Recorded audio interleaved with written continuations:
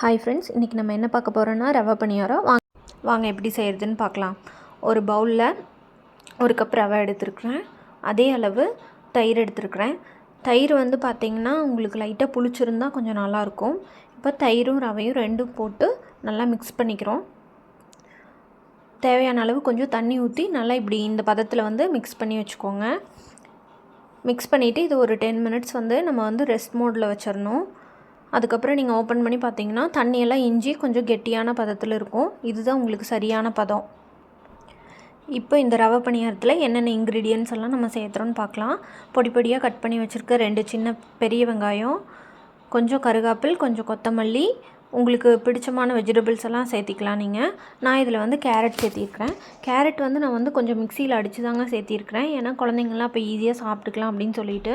இப்போ ஃபைனலாக நம்ம வந்து தேவையான அளவு உப்பு போட்டுட்டு கொஞ்சோண்டு ஜீரகம் போட்டுட்டு அதுக்கப்புறம் வந்து ஃபைனலாக வந்து பச்சை மிளகா கொஞ்சம் போட்டு இது எல்லாத்தையும் நல்லா மிக்ஸ் பண்ணி வச்சிடணுங்க. மறுபடியும் ஒரு 10 மினிட்ஸ் ரெஸ்ட் மோடில் விட்டுட்டு அதுக்கப்புறமா எடுத்து பணியாரக்கல்லில் வந்து நம்ம வந்து ஊற்றிடலாங்க. இப்போ நான் எல்லாத்தையும் நல்லா மிக்ஸ் பண்ணி வச்சுட்டு 10 மினிட்ஸ் ரெஸ்ட் விட்டுருவேங்க. இப்போது பணியாரக்கல் நல்லா சூடானதுக்கப்புறம் உங்களுக்கு ஆயில் வேணும்னா ஆயில் விட்டுக்கலாம், இல்லைன்னா கீ போட்டுக்கலாங்க. நான் வந்து இன்றைக்கி கீ போட்டிருக்கிறேன். இப்போ மாவு ஊற்றி நல்லா 2 பக்கம் கிறிஸ்பியாக வேகிற வரைக்கும் வேக வச்சுக்கலாங்க. அடுப்பு கொஞ்சம் சிம்லேயே வச்சு வேக வைங்க. அப்போ தான் வந்து பணியாரம் உங்களுக்கு நல்லா உள்ளே இருக்கிறது நல்லா வெந்து கிறிஸ்பியாக வரும் உங்களுக்கு. இது நல்ல ஒரு டேஸ்டியான ரெசிபிங்க. குழந்தைங்க ரொம்ப ஹெல்த்தியாக சாப்பிட்றதுக்கான ரெசிபிங்க. இது காம்பினேஷனுக்கு தேங்காய் சட்னி நல்லா இருக்குங்க. ஆனால் இன்றைக்கி நம்ம வந்துட்டு கார சட்னி எப்படி செய்கிறதுன்னு பார்க்கலாம்.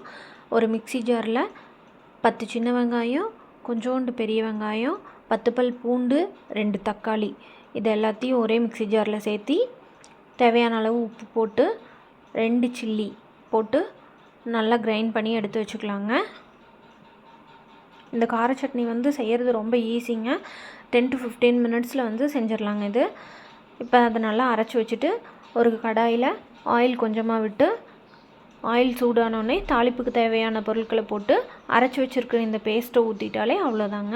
தாளிப்புக்கு வந்து ரொம்ப பெருசாலாம் ஒன்றும் இல்லைங்க. கடுகு போட்டு கடலைப்பருப்பு போட்டு அது நல்லா பொரிஞ்ச உடனே நம்ம இப்போ அரைச்சி வச்சுருக்கிற பேஸ்ட்டை வந்து மிக்ஸ் பண்ணிவிட்டு 10 to 15 மினிட்ஸ் வந்து ஹை ஃப்ளேமில் வச்சு நல்லா கரண்டி விட்டு கிளறிட்டே இருக்கணுங்க. இல்லாட்டி அடி பிடிச்சிக்கும். அந்த எண்ணெய் பிரிஞ்சு வர வரைக்கும் வந்து நம்ம வந்து கிளறிட்டே இருக்கணும்.